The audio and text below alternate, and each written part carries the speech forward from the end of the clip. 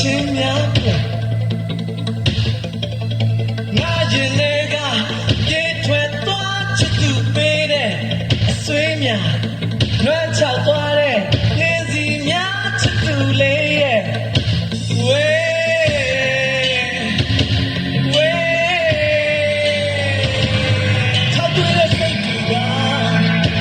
ရှာမှုနဲ့ထပ်ပေါ်မဲ့ပြည့်ရာမောင်ကျွမ်းရင်းနဲ့နာရင်လေးက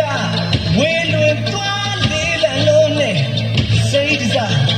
ရက်ဆက်ချင်းရဲ့တေဂီတာချစ်သူလေးရဲ့ဝေ